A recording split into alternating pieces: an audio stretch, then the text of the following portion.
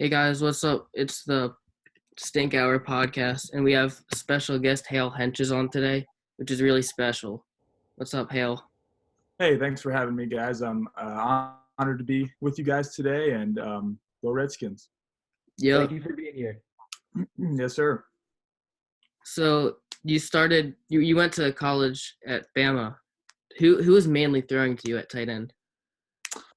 So my first 2 years, my first year was a guy named Jake Coker, who which was in 2015. He was a really good quarterback. We won the national championship that year. Really good guy. Then the next 2 years was Jalen Hurts, who just got drafted by the Eagles in the second round. And kind of towards the end of my junior year was whenever 2018 national championship was, whenever Tua came in and threw that touchdown at the very end in overtime to beat Georgia. So that was Jalen started most of the year, but Tua played in that game and did very well. And then my last year was Tua, and we had a really good year again and made it all the way, but came up short. So I had three really good quarterbacks, a lot of great guys, and a lot of fun times there for sure. So, what's it like seeing all your old teammates get drafted now? I mean, it's great. It's something that you form all these bonds with these guys, and it's something that you just feel really happy. It's almost like seeing your brother succeed because you spend so much time with them in the locker room and practice, conditioning, weightlifting. There's a lot of hours put in, and so whenever they succeed, you're ultimately happy for them, and especially guys who I know worked hard and who deserve it for sure. So I was glad to see all those guys get drafted from Alabama this year. Mm-hmm. And so the Redskins have like a history of drafting a lot of Alabama players. So like, what's it like? Because I know Cam Sims. Did you play with him at all? I did. Yep. Yeah. He was there, I think my first 3 years, I want to say, but really good guy. Knew him well just because of our relationship being a tight end and a wide receiver, and our lockers were near each other in the locker room. So we talked to each other a good bit. And then as soon as I came to the Redskins, he was one of the first guys that reached out to me. And that's what makes, the locker room so great, is just that bond that we already had at Alabama. Mm-hmm. Mm-hmm. So, are there any things that you took from Nick Saban that you still try to focus on today? Absolutely. I think the biggest thing is just being unselfish and doing anything to help the team. He was a big supporter of not any of having people just kind of get out of themselves and into the team. And so I feel like I've always kind of tried to take that to heart, just willing to do whatever I need to do to help the team win. And that's something that he's always preached to us since day one. So that's probably the biggest thing that I've kept all these years. And was it your first 2 years you played with Derrick Henry?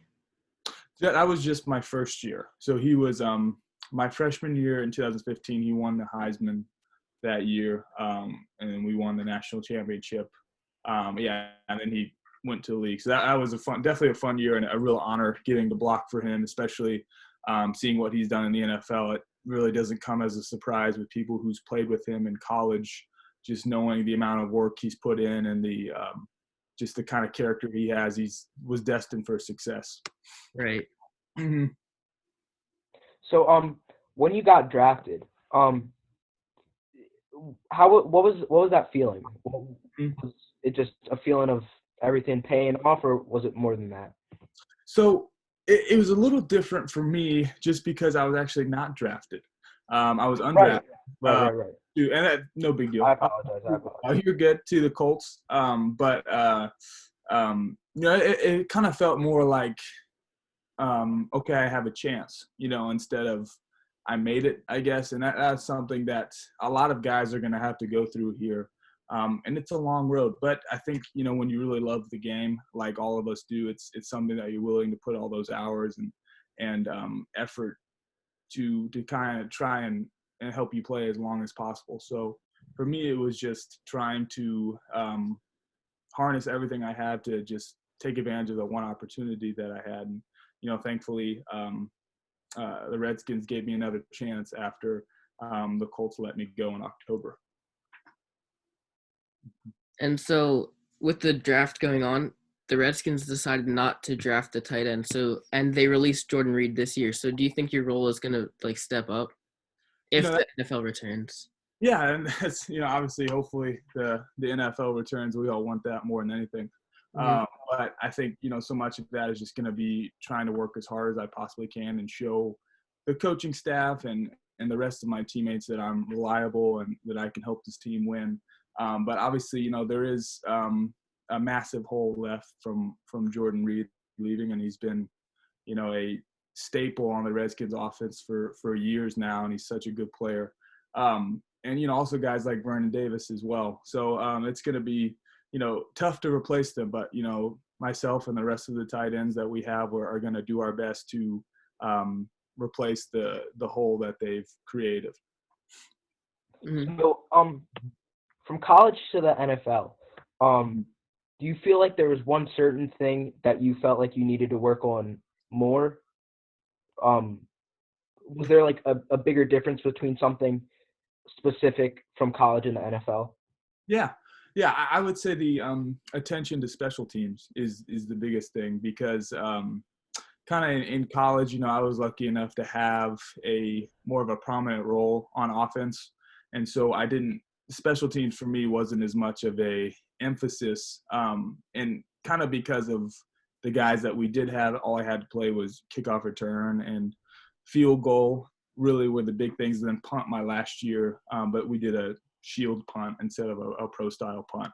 But so kind of once I got to the NFL, I had to really learn how to be a good special teams player, and that being on punt, learning how to take my steps, learning how to hold people up on punt return, learning how to get down and cover, and even playing on kickoff and stuff as well. So I'm just kind of trying to learn those core four special teams and get as good as I can at those was probably the biggest difference.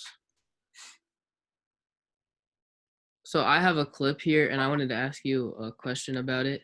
Mm-hmm. Let me just pull it up.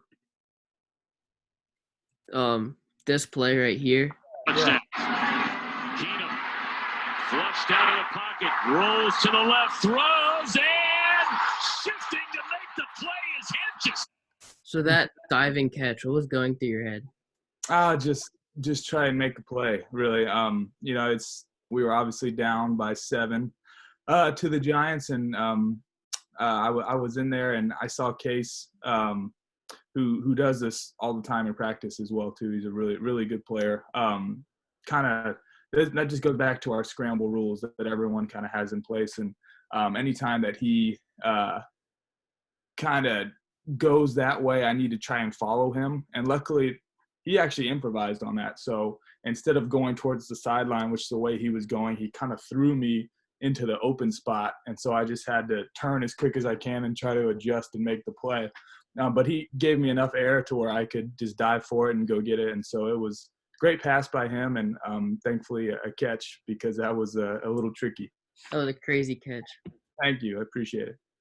So, in your first game, what was going through your head? Do you remember? Yeah. So, I think the biggest thing was just that, I can't believe that I'm playing in the NFL right now. I think that's something that every rookie goes through. It's that moment of, I can't believe I'm here right now. This is what I've always wanted to do. I grew up playing this. And so I think it was just a moment of, is this actually happening and stuff. And then, the game starts, and you realize it's exactly like every other football you've ever played. It's just the guys are bigger and the game's faster and the stage is bigger. So I think it was a little surreal at first, but then it was just fun all over again, like every other football level I've played at. So, like, in high school, you played both offense and defense. What made you decide to stick to offense? Well, kind of at first I was actually recruited more to play defense. But then I really kind of thought that playing tight end was more fun at the end of the day. I enjoyed it better, and I think my body type and skill set fit better to play tight end than defensive end, which is what I was playing. So I think just kind of looking at, what do you think I could have the most success at in the future, and that's kind of how I made that decision. And then just getting scholarship offers from different programs saying that they wanted me to play tight end. So I got more and more of those, and that just made the choice obvious for me. But I always loved playing defense as well, especially whenever you get to rush the quarterback. That was a lot of fun. Mm-hmm. Mm-hmm.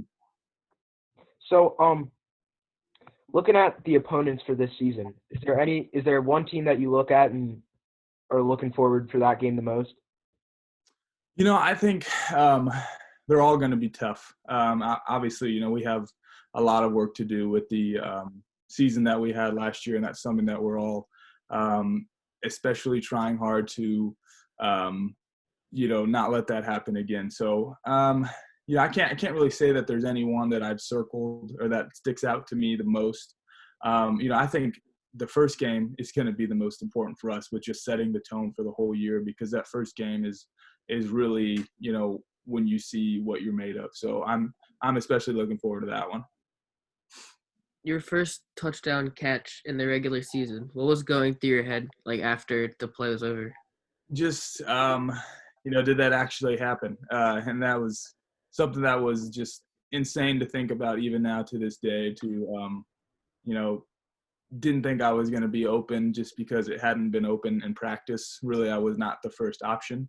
But luckily, I was in man-to-man coverage and made a good move on the safety, and Dwayne threw a perfect pass. And that's it worked out. So I think it was just a good example of you need to be ready at any point in time, because you never know when your number is going to get called. So it was definitely awesome. So 2 nights ago, you guys took Chase Young with the second pick. Are you excited to get to know him, learn some stuff if you can?